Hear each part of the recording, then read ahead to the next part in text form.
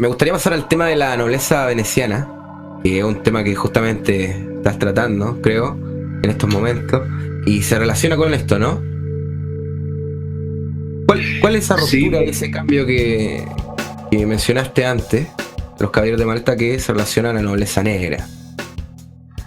bueno, eh, Venecia surgió como, ya lo he comentado varias veces, Venecia surgió como el mayor poder económico en Europa en la Edad Media, debido al comercio, sobre todo a que ellos construyeron una potente flota comercial naval y se desplazaban a Oriente en busca de seda y de especias que luego distribuían por toda Europa. Ahí fueron surgiendo familias de banqueros, banca privada, con un enorme poder, que luego se dedicaron a fomentar guerras y a financiar a ambos bandos. Esa práctica comenzó, fue bastante se dio bastante en Venecia. Por entonces, lo que era Venecia y Roma eran uña y carne. Es decir, aquel poder se alió con lo que eran las familias de linajes papales. Porque antes se me olvidó decir, se hablaba de riqueza y tal. Sabemos que la familia que accedía al papado veía incrementados sus territorios y sus riquezas de una manera tremenda. Es decir, que estas familias como los Medici y todas estas familias llegaban a los máximos, todos estos llegaban a, al papado para apoderarse de terrenos y apoderarse de riqueza. No había otra. Este era el propósito. Entonces, ahí se fraguó un poder inmenso que hubo un momento en que un monje católico, Paolo Sarpi, un señor muy, digamos, para mí muy brillante, y una figura histórica que apenas se le menciona y que ha tenido un papel, vamos, tremendo en lo que es el devenir de los últimos 5 siglos y que apenas se le menciona. Pues este señor de repente desde Venecia empieza a emitir cartas contrarias a lo que eran, digamos, las consignas de la Iglesia Católica. Y lo que hizo el Papa fue el interdicto de Venecia, es decir, prohibirle, casi, no excomulgarlos, pero casi. Y entonces ahí empezaron los poderosos de Venecia a desplazarse primero a, a los Países Bajos y después a Londres. Y está documentado, y yo aporto bastante documentación, bastantes datos de que fueron estas familias las que crearon el Imperio Británico. Entonces, esta ruptura, que ya me perdí con la pregunta que me hiciste. No recuerdo qué pregunta me hiciste. Sí, ¿cómo se relacionaba la nobleza negra a esta como ruptura que mencionaste antes? Con los caballeros de Los Malta. caballeros de Malta, exacto. Exacto, bueno, durante este tiempo no hubo relación ninguna porque Napoleón casi acabó con ellos, y Napoleón era un peón de los jesuitas. Su mano derecha, Emmanuel Sieg mismo, era un jesuita.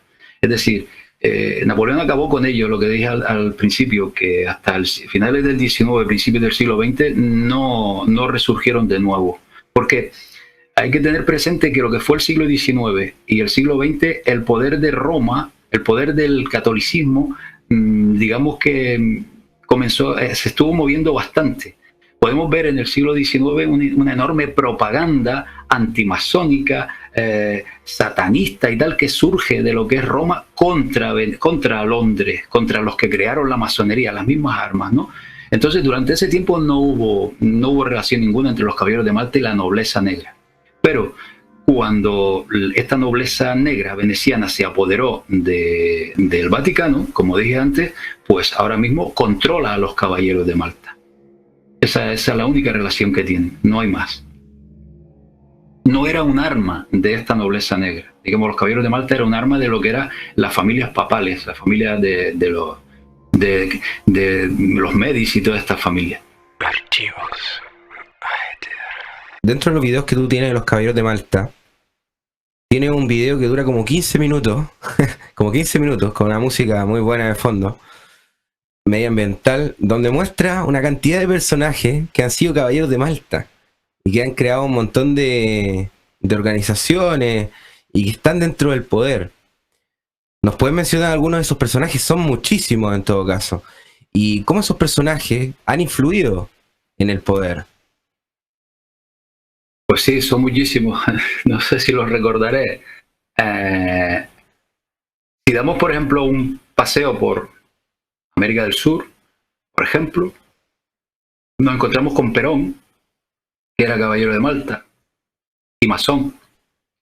Nos encontramos con su esposa Eva, que no era caballero de Malta, es evidente, pero sí recibió la Gran Cruz del Mérito con Banda de la Soberana Orden Militar de Malta. Está su foto en la red.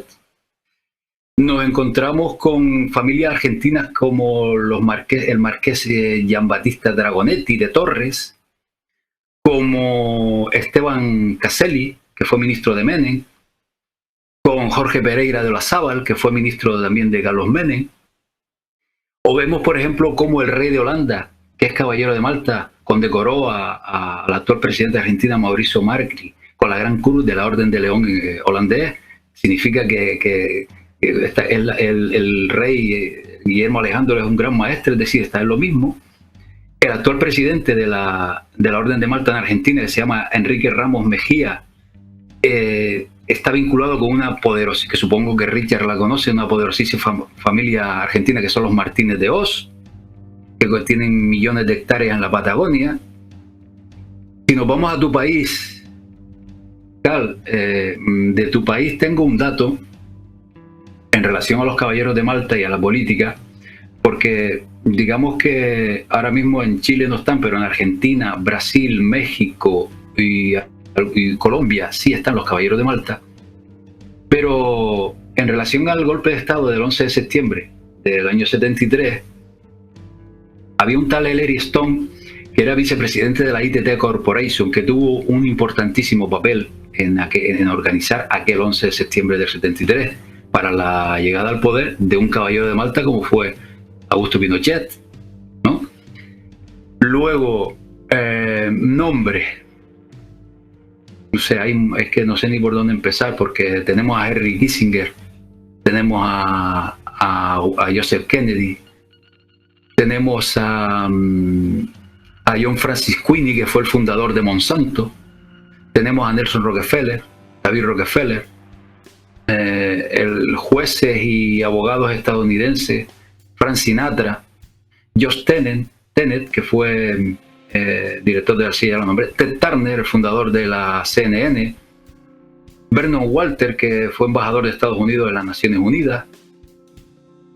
A ver, es que tengo una lista aquí. Kurt Waldheim, que fue secretario general de las Naciones Unidas. Juan Carlos de Borbón, rey de España. Rupert Murdoch, que es sionista y de los medios de comunicación. Tenemos al fundador de las inversiones L.E. Lehman, que se llamaba Lewis Lehman. Tenemos, vamos, infinidad. Aquí Fernando Ramírez de Haro y Aguirre, que esto tiene relación con la familia española de Esperanza Aguirre. Los Borbón, Javier Solana, que fue ministro del PSOE, que fue el que ordenó las famosas masacres en la ex Yugoslavia, ¿no? En Bosnia y Herzegovina y todo aquello. Tenemos a Giulio Andreotti, varias veces primer ministro de Italia. A ver, así conocidos. En fin, son muchos. Richard Harris, que fue un actor. Increíble la cantidad de influencia que tiene en el mundo. Pues sí, son unos 60.000 miembros, 12.000 son del primer escalón y el resto pues están trabajando para este ejército. Estás en Archivos.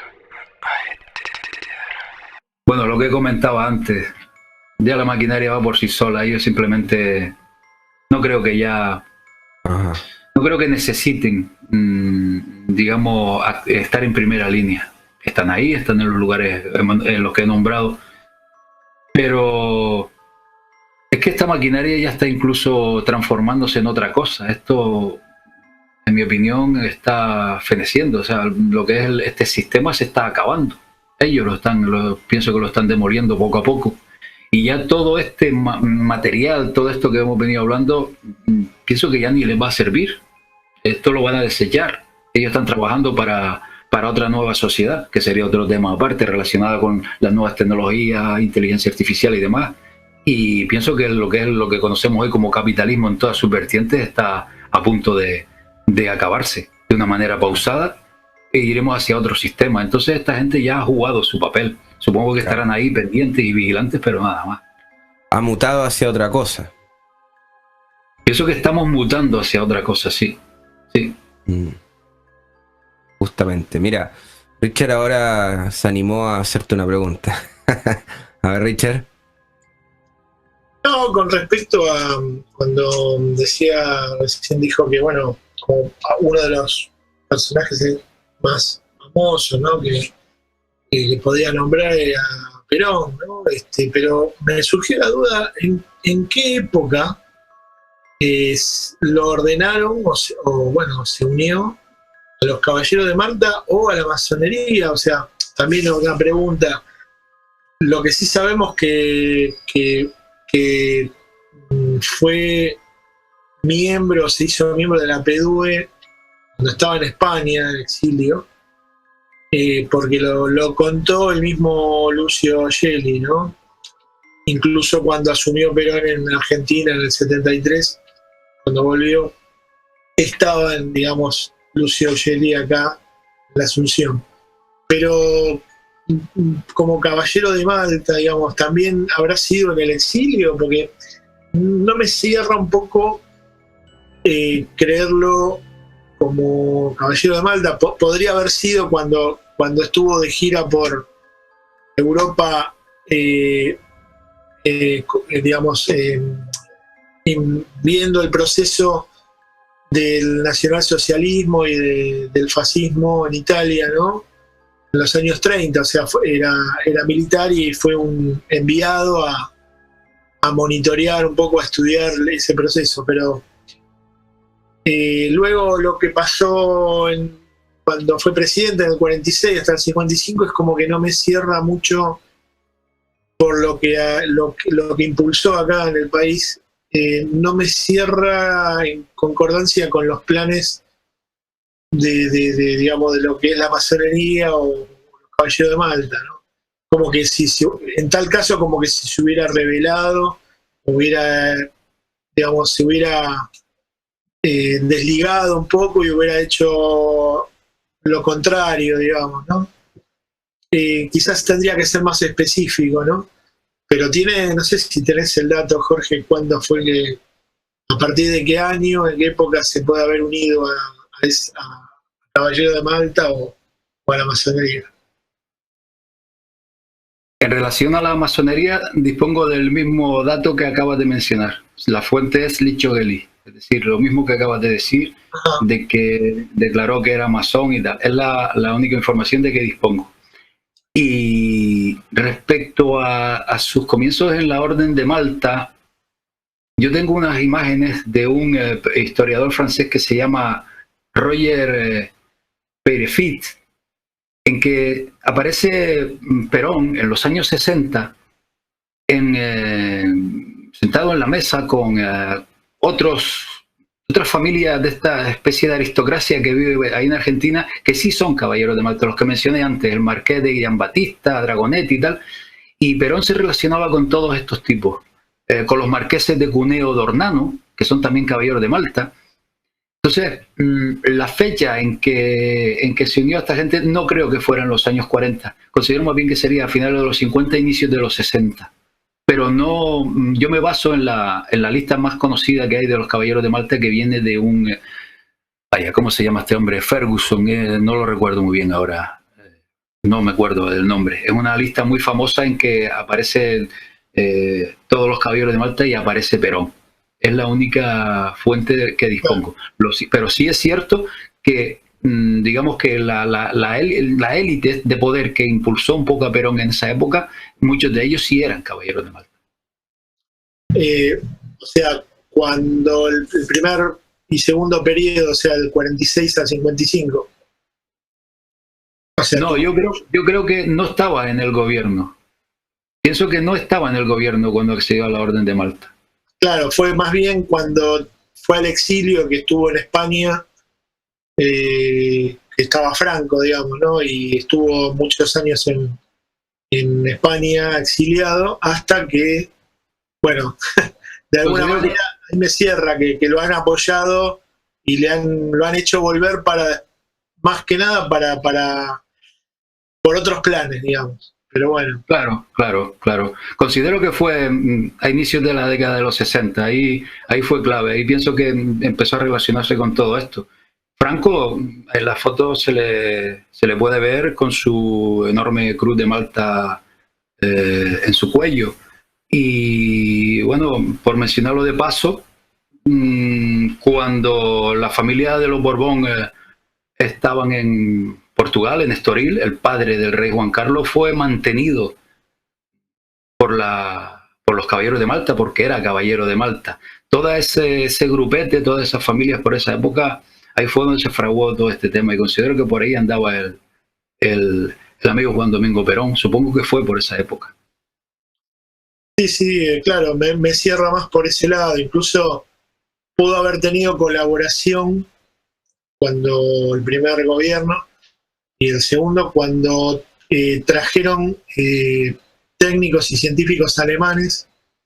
Puede haber, como vos relatás, ¿no? Que los caballeros de Malta tenían una inmunidad diplomática y según lo que escuché, para traer esos científicos hubo que sobornar gente y hacerles salvoconductos para traerlos a la Argentina, cosa que no me cuadra,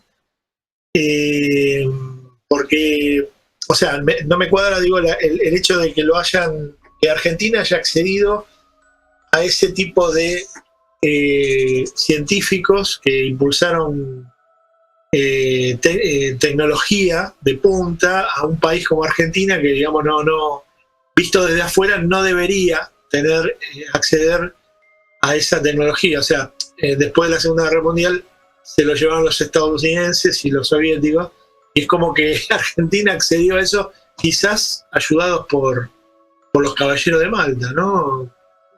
Y de ahí viene Claro, es que incluso estas familias de alto poder económico en parte fueron las que desde Argentina impulsaron a Perón. Llegué a leer de este autor francés, de este historiador francés, de que estos señores hablaban en público de que se estaba fraguando en Argentina un inmenso negocio, un inmenso emerger económico en el de los cuales ellos se iban a lucrar. Pienso que no estoy diciendo nada nuevo, así funciona. Es decir, lo que hicieron fue en beneficio de las familias de siempre.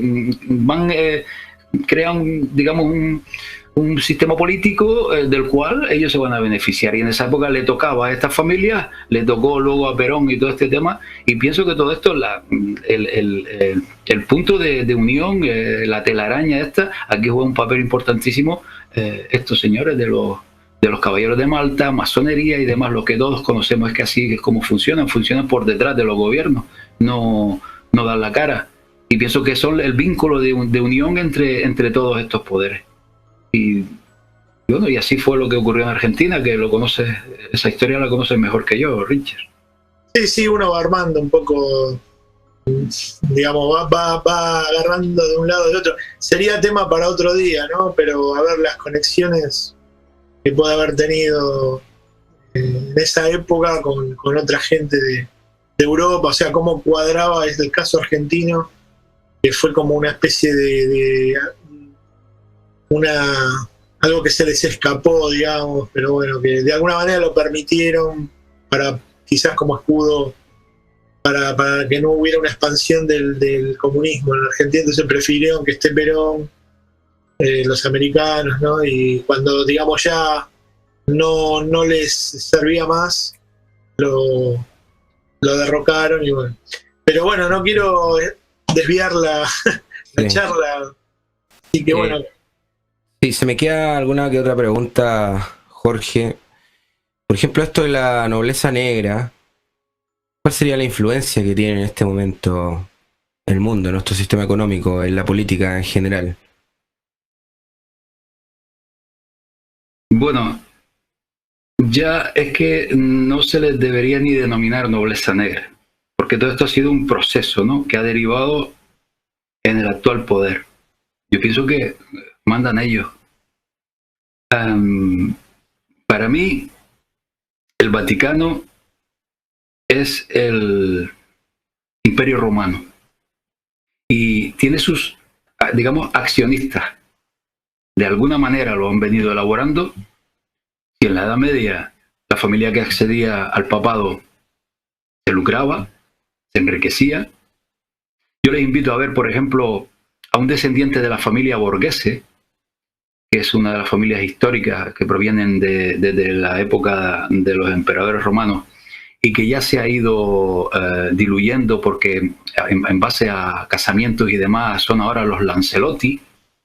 Yo les invito a ver la página de uno de estos príncipes italianos en la que se vanagloria digamos, de la historia de su familia. Y ahí mismo menciona de una manera sin esconderse cómo sus familiares que fueron papas fueron adquiriendo propiedades y riquezas para su propia familia. Es decir, si el papado era el lugar idóneo para lucrarse y todos luchaban por acceder al papado, eso se ha ido perfeccionando con el paso de los siglos y creo hoy día que lo que es el Vaticano es una especie de poder mundial que tiene una especie de empresa que tiene sus accionistas. Y sus accionistas que están detrás, yo puedo aportar, bueno, he aportado fotos en algunos vídeos donde miembros de esta familia son los que están merodeando siempre el Vaticano. Y pienso que estos señores de alguna manera sostienen el sistema y se lucran de él. Como un accionista mantiene una empresa, los ejecutivos llevan a cabo, digamos, todas las decisiones y tal, y ellos al final recogen los beneficios y muchas veces no quieren saber nada del tema. Considero que ahora mismo es tal cual. Muchos de ellos no quieren saber nada. Han venido manteniendo lo que sus padres y abuelos sí que lucharon. Segunda Guerra Mundial, siglo XIX, sí que se implicaron. Pero sus hijos, los que están hoy, Stefano Máximo, Carlo Máximo, los Torlonia, por ejemplo los Pallavicini, que tienen un inmenso poder, todos estos señores que están entre los 50, 60, 65 años, que son los hijos de aquellos señores de la guerra, pienso que lo único que hacen es mantener el poder, no hacen nada más y no quieren saber nada. Pero su firma y su presencia es la que hace que este sistema se mantenga como accionista y nada más. Y la maquinaria funciona por sí sola. Para eso tienen lo que venimos nombrando ahora mismo, servicios de inteligencia. Ahora mismo es que sabemos cómo funciona el mundo. La gran banca en manos de los sionistas, que no son más que los testaferros, porque fue un propio rey de Inglaterra quien les concedió la administración de las riquezas del Imperio Británico. Está documentado. Son los testaferros, los Rothschild, los Rockefeller, son testaferros, están en un segundo escalón, y son estas familias que además controlan la mafia, las que ahora mismo gobiernan el mundo a través del Vaticano. Y repito, porque en el Vaticano considero que están los documentos en los cuales se basa su ridícula razón por la cual se creen con derecho a gobernar el mundo. Perfecto, Jorge. Te agradezco mucho que hayas asistido hoy a esta grabación acá en el canal. Y también agradezco a Richard que haya participado. No sé si a Richard le habrá quedado alguna duda, cualquier cosa, porque igual se la puedo conceder. ¿Alguna pregunta, cualquier cosa? Sí, y si no, bueno, nos despedimos. No, creo que es suficiente por hoy. Es un tema muy, muy enmarañado y bueno, siempre van a surgir. Para una próxima podríamos hacer algún análisis de relación, un poco de lo que podría ser el Cono Sur con todas estas organizaciones, ¿no? Pero bueno, para otro programa. Yo estoy deseando acabar un trabajo que vengo ahí haciendo desde hace casi un año, recopilando datos y más datos, precisamente sobre el Cono Sur, Argentina, un poco de Chile y Uruguay y Paraguay, ¿no? Y solo me faltan algunos datos y ganas y tiempo para hacerlo porque hay información que yo no sé si se maneja en Argentina en relación al por qué se dio esa ruptura de lo que es el virreinato y todo ese tema. Es un tema muy interesante relacionado con las minas de Potosí, relacionado con el mate, relacionado con lo que era Buenos Aires y lo que era, digamos, la entrada y salida de mercancías. Todo ese tema que yo no sé si en Argentina se conoce. Aunque he visto un historiador argentino que lo está tratando bastante y es muy interesante. Y me encantaría hacerlo porque además la gente me lo pide, ¿no? Y además yo le tengo cierto cariño a Argentina, a Chile, al Cono Sur, bueno, en general a Iberoamérica, ¿sabes? Yo me siento más americano que europeo y estoy deseando hacer todo eso. Muy bien. ¿Qué historiador sería este que está tratando este tema?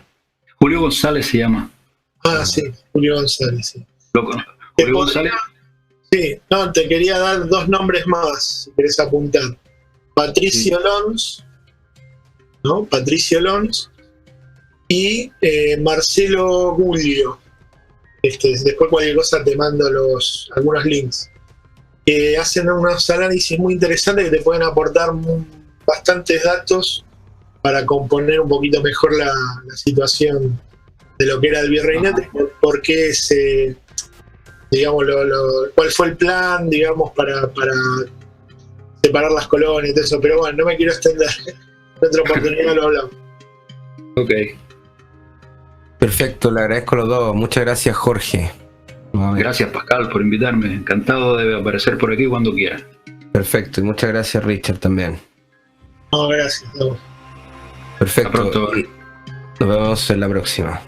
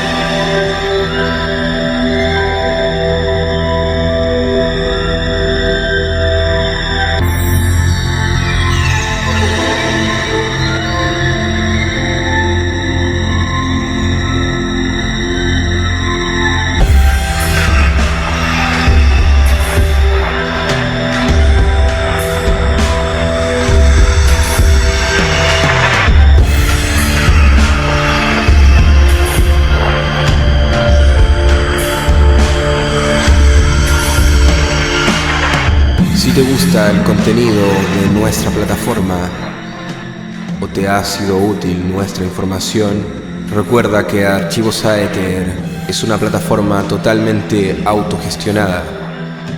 Así que en el caso de que quieras hacer una donación, en la descripción del video está el link de nuestra cuenta de PayPal. De antemano, muchas gracias. Estás en Archivos.